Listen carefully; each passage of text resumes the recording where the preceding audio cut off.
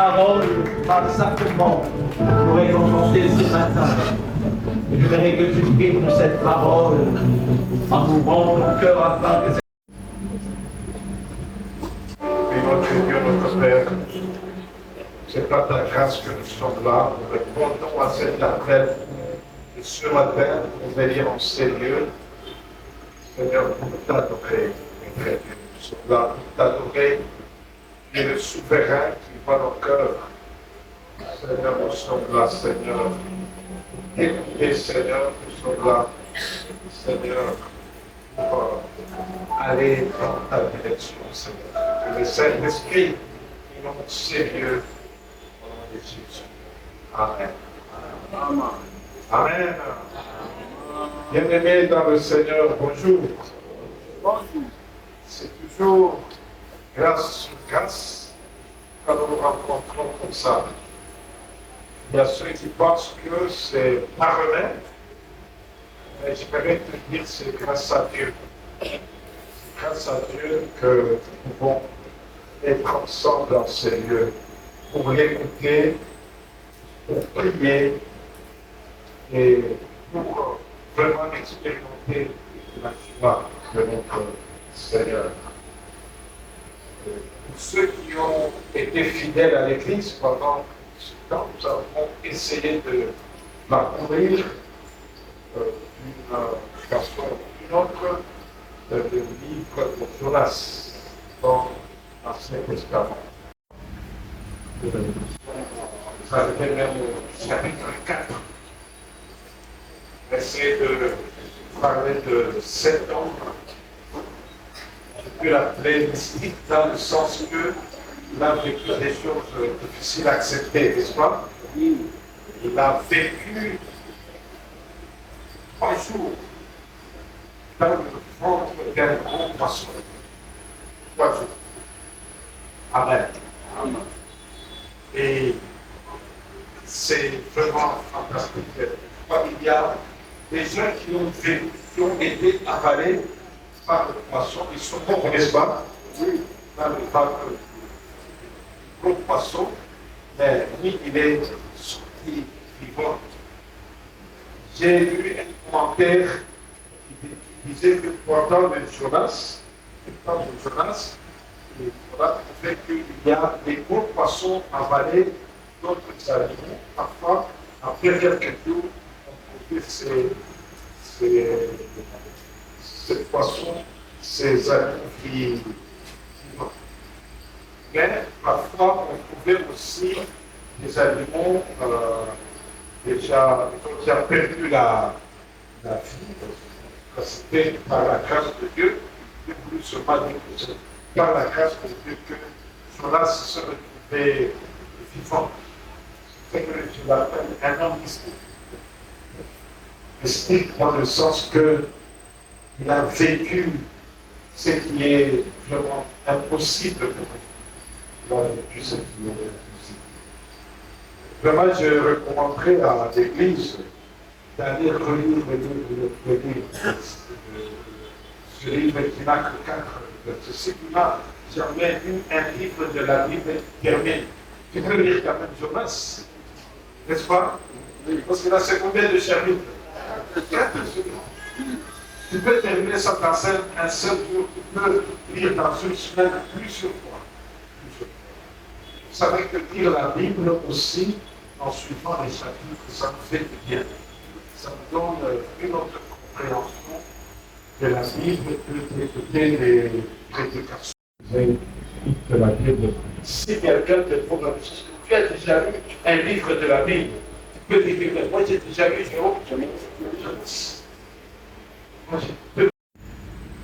Moi, les grandes histoires que je connais de la Bible, je connais ces histoires dans la lecture. Et là, il y a beaucoup de versets que je peux lire et que j'ai gardé quelque chose dans le cœur.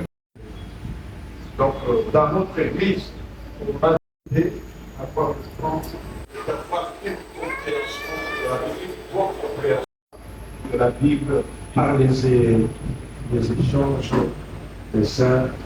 On lit Jonas, chapitre 4.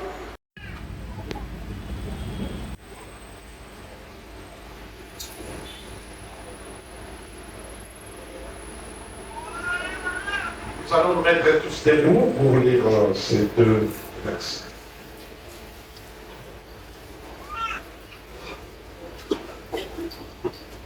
Et l'Éternel dit, il a pitié du Fils saint, que ne t'a coûté aucune peine, et que tu n'as pas fait croître, qui est né dans une nuit et qui a péri dans une nuit. Et moi, je n'aurais pas pitié de lui, la grande ville dans laquelle se trouvent plus de 120 000 qui ne savent pas distinguer leur droite de leur gauche et des animaux en grand nombre. Amen. C'est lu dans ce livre de Jonas, en observant le terme qu'on va afficher ici, l'amour de Dieu. Amen. L'amour de Dieu. L'amour de Dieu, on en parle toujours. On en parle toujours. Peut-être que nous n'avons pas une bonne perception de cet amour de Dieu. J'aimerais vous dire que personne n'est capable de présenter cet amour de Dieu, d'expliquer totalement cet amour de Dieu. L'amour de Dieu, chacun l'explique dans sa compréhension, dans l'expérience qu'il fait avec le Seigneur. Si j'aimerais vous demander que chacun essaye de comprendre cet amour de Dieu et dessiner ça. Comment tu comprends cet amour de Dieu et mettre ça sur un papier, un dessin. Voilà. Chacun va dessiner ce que Dieu, ce que Dieu fait. Si j'essaie de demander à chacun de nous, c'est de passer devant et de dire pourquoi Dieu est amour. Explique comment Dieu est amour.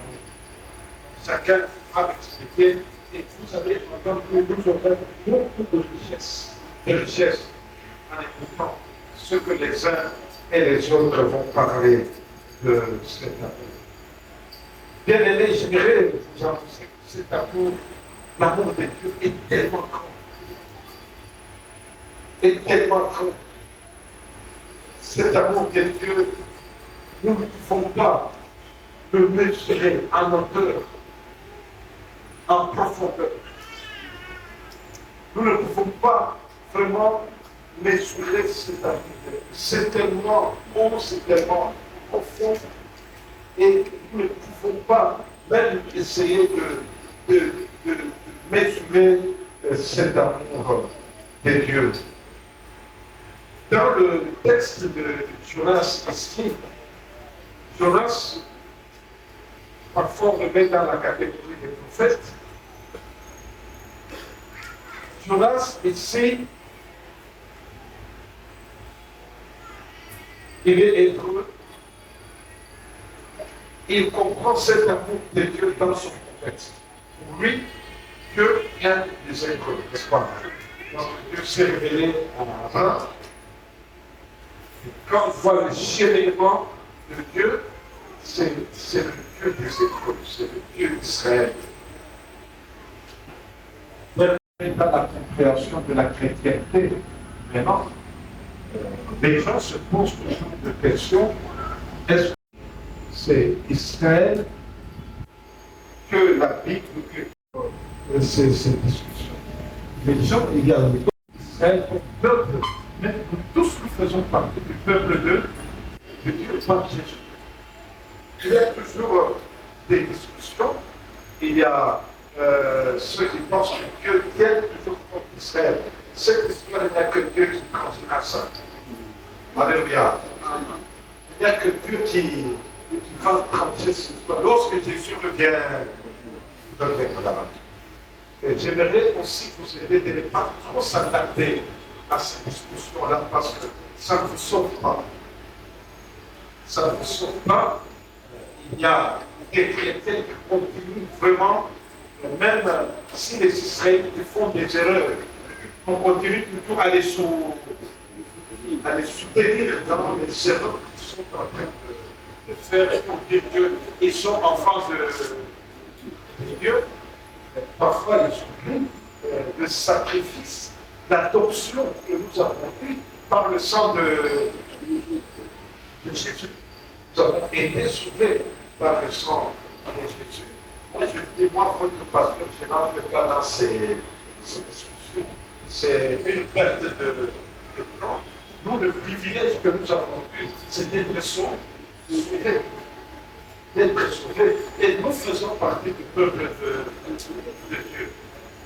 Nous faisons partie du peuple de Dieu. Nous sommes membres de l'Église. Alléluia. Quand le Seigneur reviendra, il reviendra pour son Église. Il reviendra pour son Église. Il y a des gens qui ont leur compréhension du verset biblique, mais je sais que ce verset biblique ne sauve pas.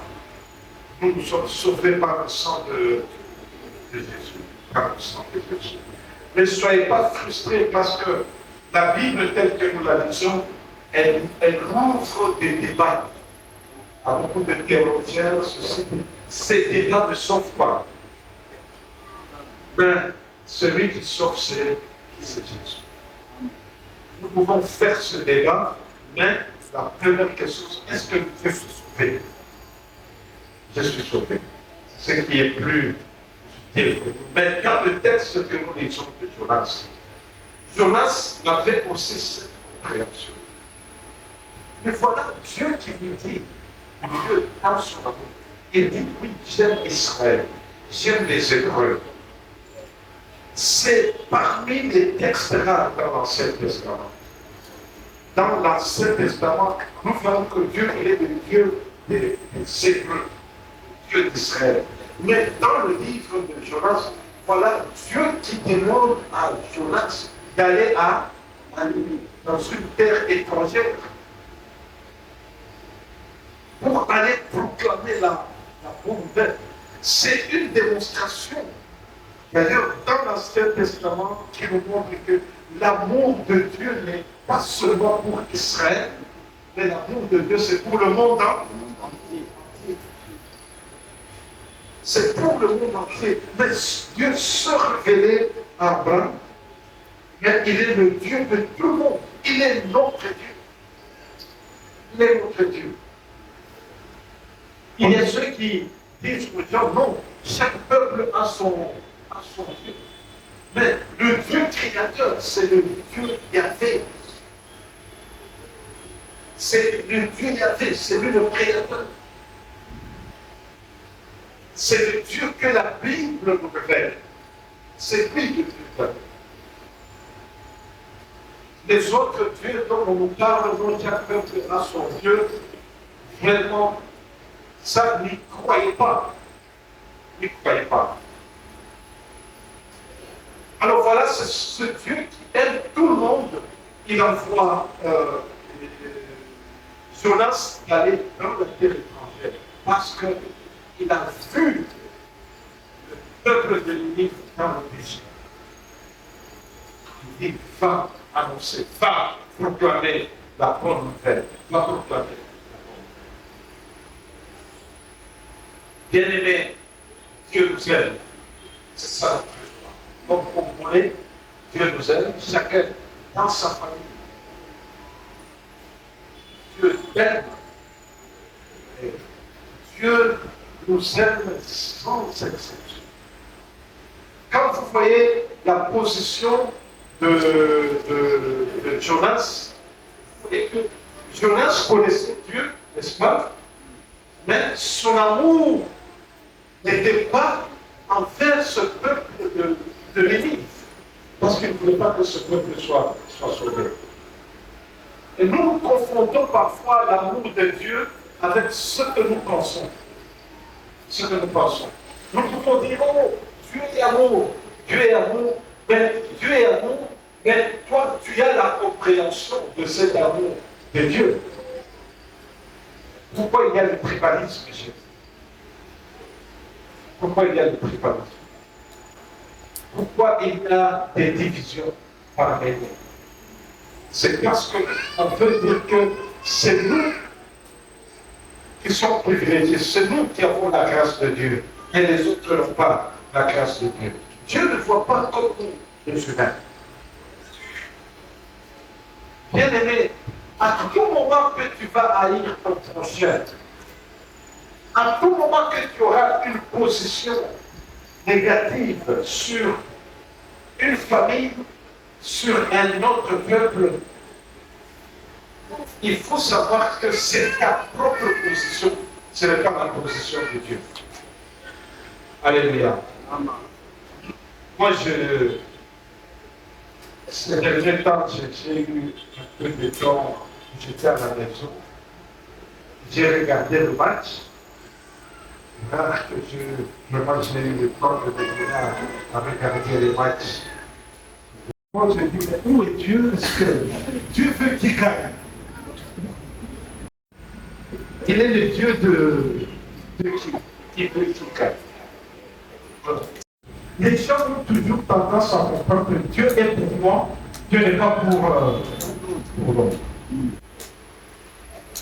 Je vois si dans notre église, on met des enseignements sur les ennemis, on dit maintenant, brûlons ces ennemis. Faisons la prière pour brûler les ennemis. Combien pour prier, combien de prières de moi? Peut-être le prophète déjà.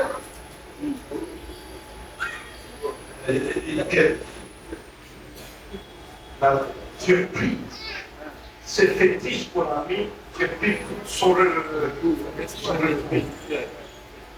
On nous a appris de prier de tout. On prie pour ça, c'est pour ça, il y a le tout.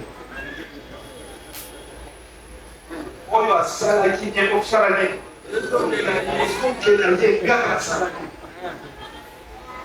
Voilà notre voilà notre. Il y a aussi des gens qui ont activé cette théologie, cette compréhension des dieux.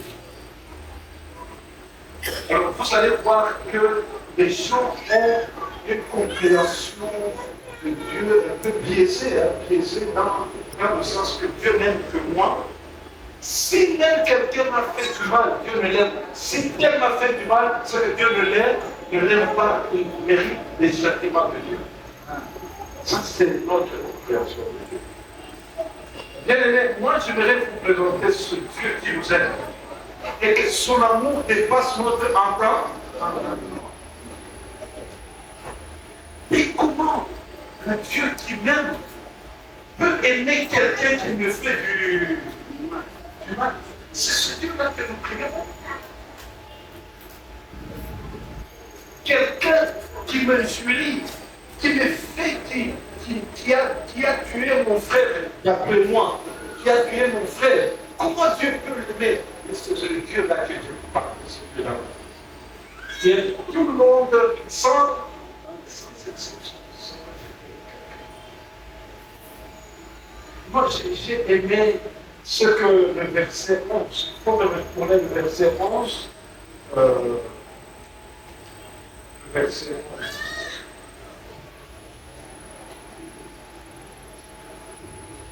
Et moi, je n'aurais pas pitié de venir prendre la grande pétition à laquelle je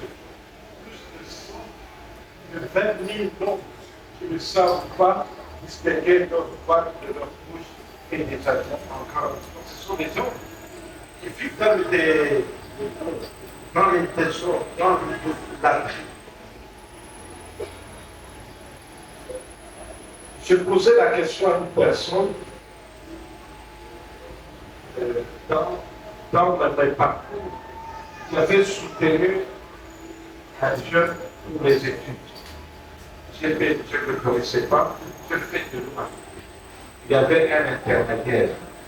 Maintenant, j'ai voulu vérifier si réellement le garçon-là est lié.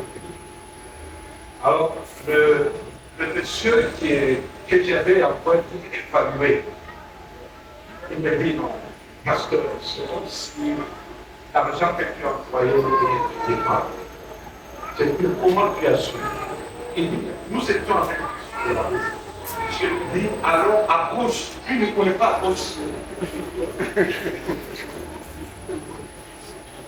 Il dit, il ne sait pas, gauche c'est quoi? J'ai dit, gauche, lui, il va à droite, ou bien il reste toujours sur la route de du pasteur. On a fait l'argent, ce monsieur n'a pas écouté. Il n'a pas écouté parce qu'il ne connaît pas ni gauche ni droite. Donc c'est la même chose avec ce peuple. Dieu, quand il voit ce peuple, Dieu est plein d'amour parce que ce peuple ne connaît pas ni gauche ni droite. Ce sont les gens qui vivent vraiment en désordre.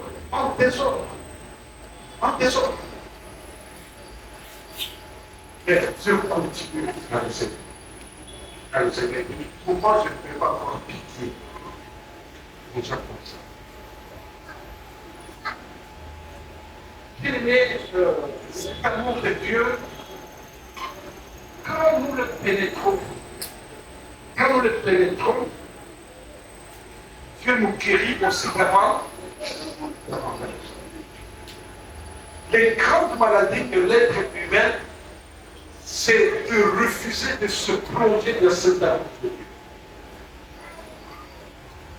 Il faut bien sentir ce que notre frère Jonas a fait. Il est allé à Ninive. Il a prêché. La Ninive, on dit qu'il devrait faire trois jours de marche, n'est-ce pas? Il a fait un seul jour et il a vu le résultat. Mais après, il a regretté. Comment se peut-on en sortir? Il est allé se plaindre, se mettre à côté. Il dit, voilà, je savais que Dieu, il est plein de compassion. Je sais que Dieu, il change des décisions quand les gens reviennent à lui. Il a commencé à se plaindre au sujet de ce peuple. Bien aimé, nous sommes aussi parfois comme ça. Quand nous ne plongeons pas dans cet amour de Dieu, c'est l'inquiétude qui fait moi. Dans mon cœur. L'inquiétude. Je suis revenu sur l'inquiétude pendant mes interventions pour dire aux gens. L'inquiétude, c'est un péché. Alléluia. Quand quelqu'un vit dans l'inquiétude, qu'il pêche. Il pêche. Et quand tu prolonges des inquiétudes, tu vis inquiétude. Le péché, quand il prend plus de place dans tu disparais et cet amour de Dieu n'a plus de place. Alléluia. Quand nous plongeons dans cet amour de Dieu, nous comprenons et nous nous laissons guider par Dieu pour comprendre cet amour. Nous sommes guéris. La guérison vient aussi quand cet amour de Dieu pénètre nos cœurs, nos pensées, nos pensées. Et ça, ce n'est pas l'exercice d'un seul jour, mais c'est l'exercice de toute notre vie. Comment je vais vivre cet amour? Comment je vais vivre cet amour? Dieu lui-même étant le Dieu d'amour, tellement qu'il a aimé le monde entier, voilà, il nous a envoyé son Fils unique. Il nous a envoyé son Fils unique pour dire que soyez sauvés. J'ai besoin de vous. Approchez-vous de moi. Vous avez essayé longtemps avec le sang de l'agneau. Vous avez essayé avec le sang des pigeons. Mais voilà, je vous envoie mon Fils unique. Pour manifester mon amour, le sacrifice de Dieu pour nous. Bien-aimés dans le Seigneur, voilà cet amour de Dieu pour nous. Alléluia. Alléluia. Maintenant, la question que nous posons souvent. Comment vivre cet amour? Qu'est-ce que Dieu attend de nous? Qu'est-ce que Dieu attend de nous? Qu'est-ce que Dieu attend de nous? Et Dieu veut voir que tout le monde bénéficie de cet amour de Dieu. Tout le monde, sans exception. Il veut que chacun expérimente cet amour. Vous allez voir dans ce livre, ce qui est impressionnant, c'est que Dieu veut se servir de l'être humain. Dans le plan de Dieu, il y a l'être humain. L'être humain. Voilà, Dieu qui veut manifester son amour, il choisit qui, Dieu? Il choisit Jonas pour manifester son amour envers le peuple de Ninive. La Bible nous montre que le plan de Dieu, c'est l'être humain. L'être humain est en priorité dans le plan de Dieu, parce qu'il a créé dans son plan. Même dans notre Église, si nous voulons être une Église qui expérimente l'amour de Dieu, cette Église, il faut que nous ayons des êtres humains qui ont compris que Dieu appelle et qui s'engagent dans la part du Seigneur. C'est pour cela que dans notre Église, il y a les pasteurs, n'est-ce pas? Il y a les anciens, il y a les diacres, il y a les diaconesses, il y a les mentors. Pourquoi nous ne faisons pas une église où nous venons comme ça, sans pasteur, sans ancien, et nous commençons seulement à devenir? Il y a une église, je connais, il y a une église, les frères, on le rappelle plus, les frères les plus extrémistes. Les extrémistes sont à voir même ce qui est clair. Dieu a besoin de cette étude. Bien-aimé, Dieu nous choisit pour que les gens vivent son amour, que les gens expérimentent son amour. Nous sommes ici à l'église parce que nous avons accepté cet appel de Dieu. Nous avons accepté cet appel de Dieu. Nous sommes là pour que Dieu travaille avec nous. Pour que cet amour puisse s'étendre et atteindre un grand nombre de gens. Tu es un canal par lequel Dieu veut passer pour que celui qui est à tel endroit bénéficie cet amour de Dieu. Comment nous réagissons quand Dieu nous appelle? Parfois, nous refusons comme Jonas. Quand nous refusons comme Jonas, la souveraineté de Dieu ne change jamais. Jamais, jamais. Dieu continue à nous aider, il continue à être au-dessus de toutes choses. On finit, c'est Dieu qui trône, c'est Dieu qui règne, c'est Dieu qui est roi. J'ai aimé, on a chanté qu'il est le roi de quoi? C'est lui qui est roi. Si aujourd'hui tu refuses, Dieu t'appelle pour faire quelque chose, tu dis non, je ne ferai pas ça. Je ne ferai pas ça. Alors, tu vas expérimenter ce que Jonas a expérimenté. Éloigné de la face de Dieu. Parce que tu n'acceptes pas ce que Dieu te demande de faire. Et Jonas, Dieu a l'accompagner jusqu'à le faire voir la nécessité de faire passer son amour afin d'atteindre les gens de l'aimer. Combien de fois tu existes quand Dieu veut utiliser toi pour ta famille? Dieu veut t'utiliser pour ta famille, tu résistes. Dieu veut t'utiliser pour les gens qui travaillent avec toi, tu résistes. Tu dis comme Jonas que non, ils ne changeront jamais. Je les connais. Je les connais. D'ailleurs, on a fait des prières et des prières. Ils n'ont jamais changé. Et d'ailleurs, il était dans une église, il a changé, il a fait ce côté d'église, il a changé. Il ne changera jamais. Voilà ce qu'il a dit. Nous avons prié pour lui. Après, quand nous sommes partis, il a commencé à se moquer de nous. Nous avons toujours ce langage. Nous avons ce langage. Et ce langage, c'est l'expression de notre position. Et parfois, nous pensons que nous sommes des bons chrétiens.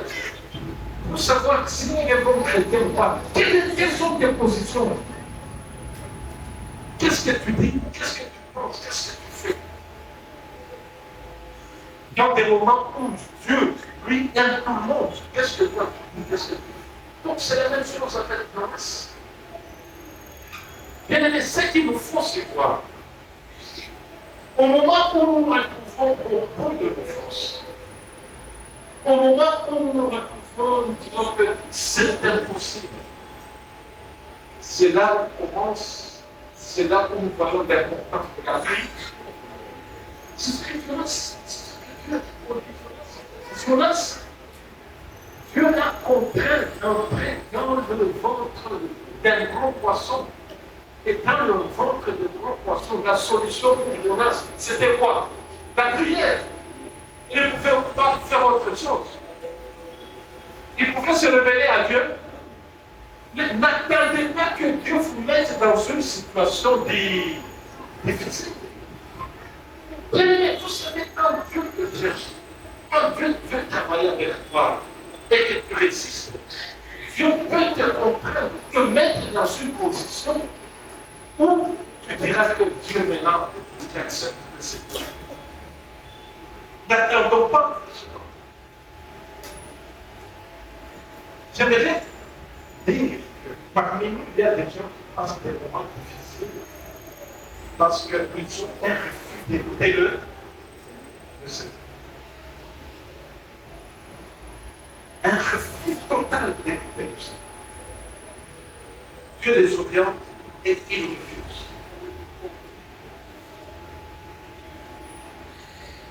Et quand vous êtes dans cette situation de refus, la situation va toujours s'empirer.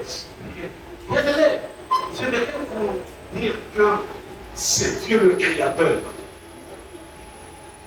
Toute chose est entre les mains de Dieu.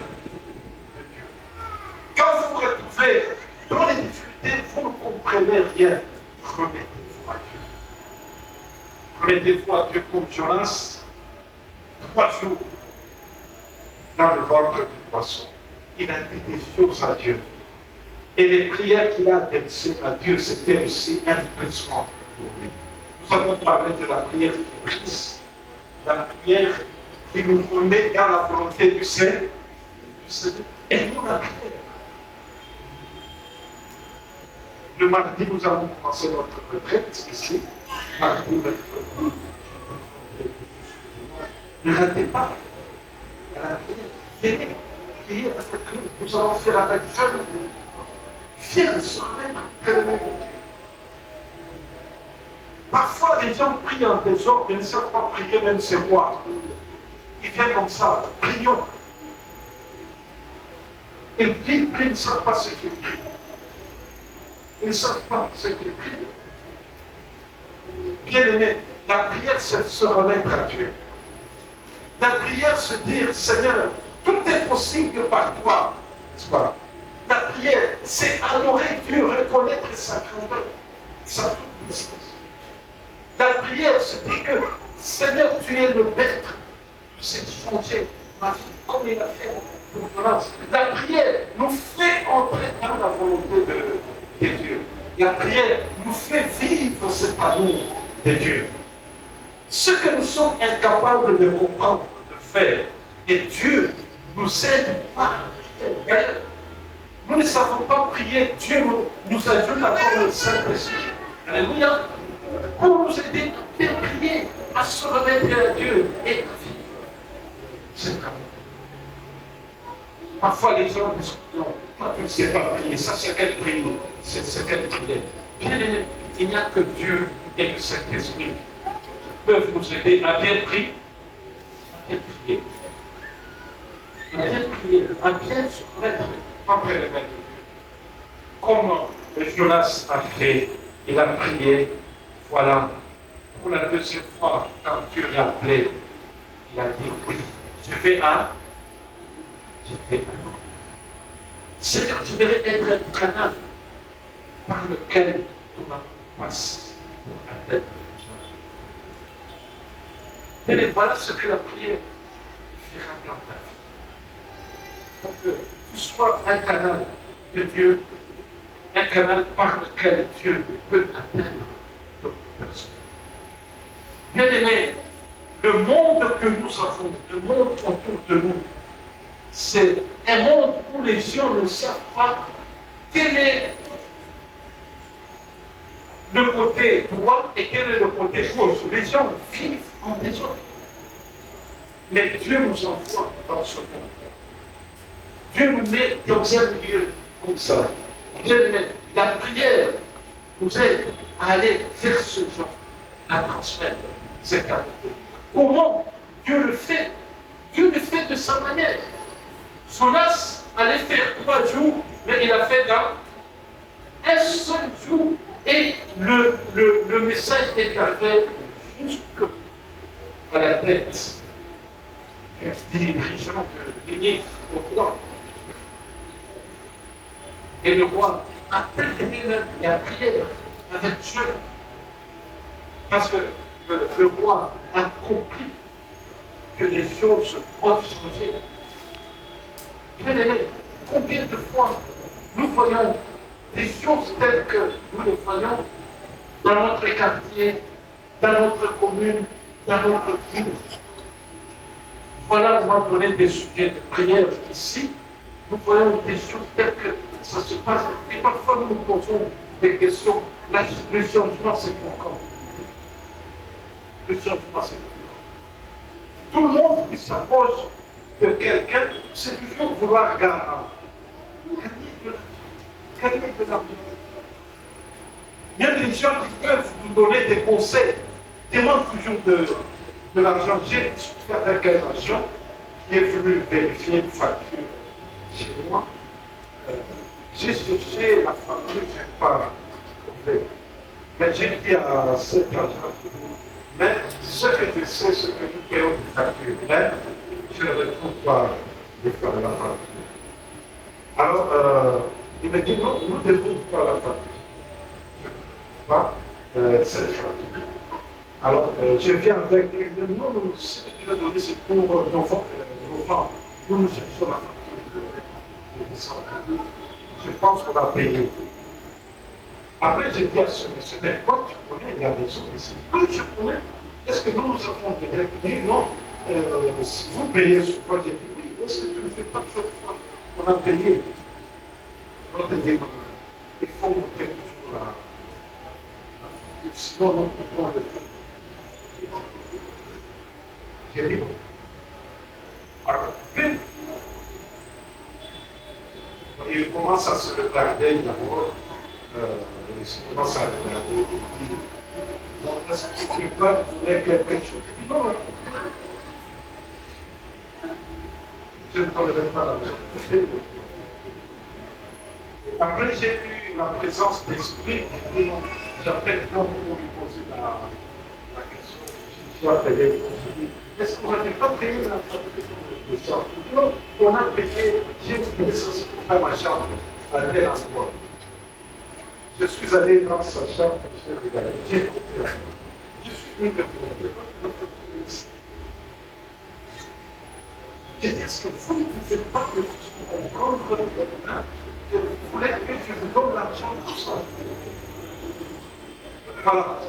Tous ces gens qui peuvent nous aider même gratuitement, qui peuvent même nous conseiller, qui viennent toujours avec un petit flow. Maintenant, c'est très difficile, même sur la route, quand quelqu'un va rendre le service. Moi, souvent, quand quelqu'un peut rendre des services, je lui pose la question, est-ce que c'est payant ou c'est pas payant? Il dit non, ce n'est pas payant de dit frère. Parce que si nous terminons de l'interpréter, non, tu peux regarder ce que tu as dit, c'est payant. Alors, est-ce que tu peux faire combien? Si c'est payant, je te dis la facture. C'est toujours flou. Vous ne savez pas qui est bon, qui n'est pas bon. Donc, c'est comme le temps de venir, vous les gens ne connaissez ni gauche ni droite. Des gens qui viennent parfois nous rendre des services pour prendre les ordures dans la parcelle. Il faut laisser quelque chose comme ça qui prenne, il faut. Donc vous savez pas à qui vraiment faire confiance. Amen. Maintenant, comment nous avons fait dans ces sociétés? Dieu veut nous utiliser. Alléluia. C'est formidable. Dieu veut nous utiliser pour aider cette société. Dieu utilise des moyens pour travailler l'être humain. Vous savez, quand nous venons ici à l'église, Dieu veut nous travailler, n'est-ce pas? Dieu veut nous aiguiser. Il veut nous tailler pour que nous soyons aidés. Alléluia. Pour que nous soyons aidés. Donc c'est ce qu'il a fait avec notre frère Jonas. Et Dieu a fait monter un arbre. Et Jonas a aimé l'arbre à cause de feuilles ainsi de suite. Quand Dieu a fait tomber l'arbre, ça crée des chagrins, des inquiétudes. Dieu dit, dès que tu es là, c'est la même façon que moi j'ai le souci de l'ennemi. Dieu utilise de méthodes pour nous aider. Est-ce que nous écoutons même les questions? Quand Dieu s'approche de toi pour t'apprendre, pour aider les autres, est-ce que tu apprends?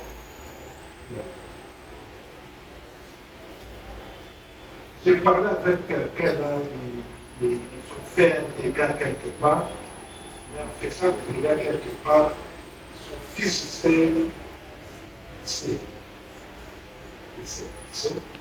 alors il a dit, voilà, voilà.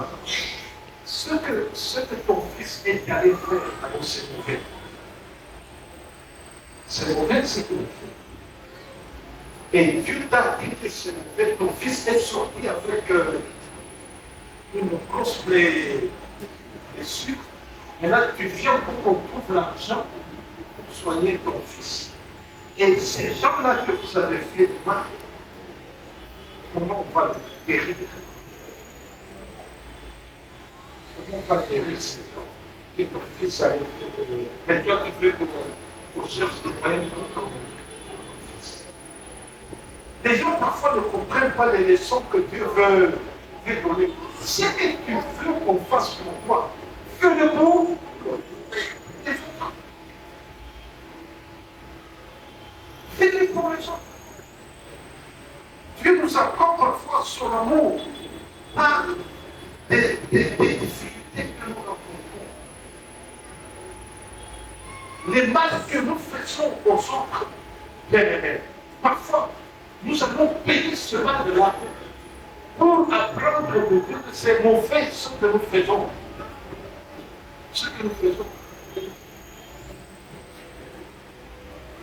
Si tu détruis quelque chose, tu seras aussi détruit. Pour que tu réalises comment ça blesse les autres. Parfois, ce sont les pauvres de Dieu pour nous aider à pénétrer cet amour. Bien-aimés, nous sommes des instruments de Dieu. Dieu travaille avec nous d'une manière ou d'une autre. Pour que nous puissions s'installer sur l'amour. Et quand Dieu nous apprend, vite, vite, disons à Dieu, pardonne mon Seigneur, je ne savais que c'est ce que je faisais. Donne-moi un cœur qui aime, un cœur qui est. Donne-moi un cœur qui est. Et quand nous allons commencer à changer comme ça, vous allez voir que Dieu va commencer à créer. Et nous allons commencer à bénéficier des grâces et des faveurs. Dieu nous attend minute chaque moment, par les prédications, par tout ce que on finit ce que Dieu veut. On finit ce que travailler avec nous. Chacun de nous a des importances devant le Seigneur. Quand j'ai vu ces enfants en train de chercher, j'ai dit, voilà, ces enfants qui apprennent à vivre cet amour du Seigneur. Il faut qu'ils sont dans la gloire de Dieu. Quand nous voyons des gens s'engager dans les ministères dans notre Église, le ministère des enfants, le ministère des enfants, le ministère des cousines, là, c'est Dieu qui nous met sur ce et il nous apprend à vivre sur l'amour. Et au fur et à mesure que nous éprouvons cet amour de Dieu, nous vivons cet amour de Dieu, bien aimé, au fur et à mesure que nous améliorons notre ministère. Je peux être un bon pasteur. Comment je peux être un bon conseiller? Comment je peux être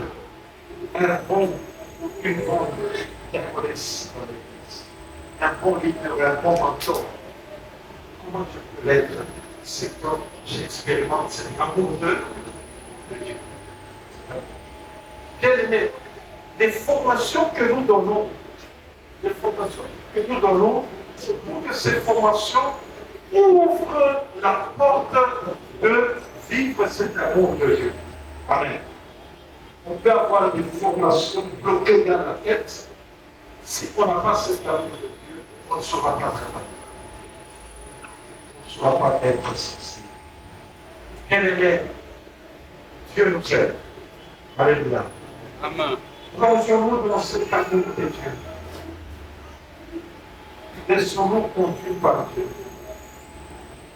En utilisant toujours oui. Nous voulons être des instruments.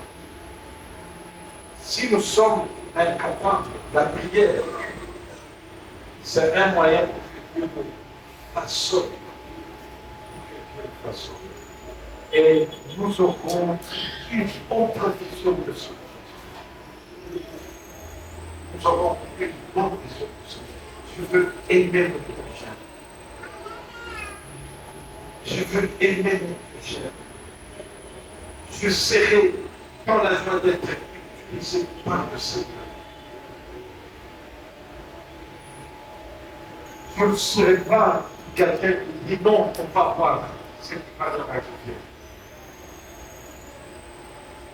Quand même, un orateur bien qui nous diront non. Des gens qui nous ont fait le mal quand tu vas dire Seigneur, fais des vies.